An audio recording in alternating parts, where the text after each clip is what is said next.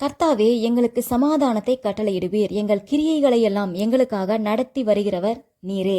இதுவரைக்கும் உங்கள் வாழ்க்கையில் நடந்த நன்மைகளை யோசிச்சு பாருங்க. எவ்வளோ காரியங்கள் நம்ம நினச்ச மாதிரி நடந்திருக்கு, எவ்வளோ காரியங்கள் நம்ம நினச்சதை விட நல்லா நடந்திருக்கும்ல. அப்போ நம்ம சொல்லியிருப்போம், எனக்கு நிம்மதியாக இருக்குது, சமாதானமாக இருக்குன்னு சொல்லிட்டு.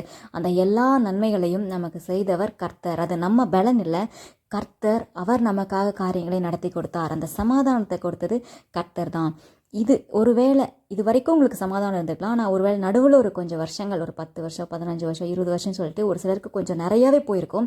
எனக்கு சமாதானமே இல்லை, நான் ஒரே இடத்த சுற்றி சுற்றி வர்றேன், எனக்கு ஒரே இடத்துல அலையிற மாதிரி இருக்குது, எனக்கு வர வேண்டிய நன்மைகளை மனிதர்கள் பிடுங்கிட்டு போயிடுறாங்க, எனக்கு வர வேண்டிய மூதாதையர்களுடைய சொத்துகள், பணமோ பொருளோ இல்லை ஒருவேளை ஜுவல்லரி இருக்கலாம், ஏதாவது ஒன்று மனிதர்கள் அபகரித்து கொண்டு போய் வச்சுட்டு உனக்கு கொடுக்க மாட்டேன்னு சொல்லி உன்னை அலைய வச்சிருக்கலாம். உயர் அதிகாரிகள் உனக்கு வர வேண்டிய ப்ரமோஷனை உனக்கு கொடுக்காம உன்னை அலைய வச்சிருக்கலாம். உன்னுடைய படிக்கிற இடத்துல ஒரு சில உன்னுடைய உயர் அதிகாரிகள் உன்னுடைய சர்டிஃபிகேட்ஸை பிடிங்கி வச்சுட்டு உன்னை அலைய வச்சிருக்கலாம். இன்னைக்கு எந்த இடத்துல நீங்கள் எந்த காரியத்தில் நீங்கள் சிக்கி கொண்டிருந்தாலும் சரி, ஒரு சில இடத்துல உனக்கு கல்யாணமே நடக்கூடாதுன்னு சொல்லிட்டு உனக்கு வர வேண்டிய பையனுக்கு பொண்ணோ பொண்ணுக்கு பையனோ வரும்பொழுது அதை சுற்றி இருக்கிற நபர்கள் தடுத்து துரத்தி இருக்கலாம். ஒரு சில இடத்துல உனக்கு ப்ரமோஷன் வரவிடாமல் பண்ணியிருக்கலாம். எந்த ஊழியத்தில் கூட உங்களை வாழ விடாமல் பண்ணியிருந்திருக்கலாம். எல்லா வகையிலையும் உங்களுக்கு எதிராக மனிதர்கள் எழும்பி உங்க வாழ்க்கையில அவங்க மிஞ்சி வந்திருக்கலாம். அதனால உங்களுக்கு சமாதானம் இல்லாமல் இருந்திருக்கலாம் இனி.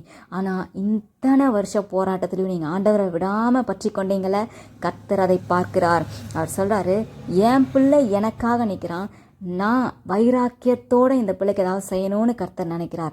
இன்றைக்கு கர்த்தர் உனக்காக வைராக்கியத்தோடு வந்திருக்கிறார். என் பிள்ளை எனக்காக நிற்கிறான், நான் இவனுக்கு நன்மை செய்வேன்னு சொல்கிறாரு. இந்த பிள்ளைக்கு, இந்த மகளுக்கு, இந்த மகனுக்கு நான் நன்மை செய்வேன்னு சொல்கிறாரு. உங்கள் காரியத்தை அவர் மேற்போட்டு கொள்வார். எல்லா காரியத்திலும் என்னவா வேணால் இருக்கட்டுமே, உங்கள் வாழ்க்கையோ வேலையோ இல்லை படிக்கிற இடமா உயர்வுகளா ஊழியமா, எல்லா இடத்துலையும் இது முதல் மனிதர்கள் மிஞ்சி வரமாட்டாங்க. இந்த எல்லா காரியத்தையும் கர்த்தர் அவருடைய கண்ட்ரோல்ல எடுக்கிறார், அவருடைய பொறுப்புல எடுத்துக்கிறார். உனக்காக இவ்வளோ பாடுகளையும் நீ பொறுத்துக்கிட்டல, ஆண்டவரே ஆண்டவரேன்னு சொல்லி அவர் பின்னாடியே நீ போயிட்டு இருந்தல, அவரையே சார்ந்து கொண்டதுக்காக உனக்கு கிடைக்கிற பலன் உன்னுடைய வாழ்நாளுக்கும் அவர் உனக்காக வருவார். உனக்கு சமாதானத்தை கொடுக்கிறார். இந்த எல்லா காரியத்தையும் அவர் தன்னுடைய பொறுப்பில் எடுத்துக்கிறார், தான் தோள் மேல் எடுத்துக்கிறார். உனக்காக அவர் கிரியை செய்வார். இந்த எல்லா காரியத்தை குறித்து நீங்கள் கவலைப்பட வேண்டாம். இனி உங்கள் வாழ்நாளுக்கும் உங்களுடைய பொறுப்புகள் அத்தனையும் கர்த்தருடையது. உனக்காக அவர் கிரியை செய்வார். உனக்கு அவர் சமாதானத்தை தருவார். நீங்கள் அலைந்து தெரிய மாட்டீங்க. மனிதர்கள் உங்களை மேற்கொள்ள மாட்டார்கள். உங்களை ஈனப்படுத்தினவர்கள், உங்களை அசிங்கப்படுத்தினவங்க, அந்த துன்மார்க்கமான மனிதர்கள், அவங்க தான் வெட்கப்பட்டு போவாங்க. உனக்கு கர்த்தர் நன்மை செய்வார். அவரும் கூடவே இருப்பார். உனக்கு சமாதானத்தை தருவார்.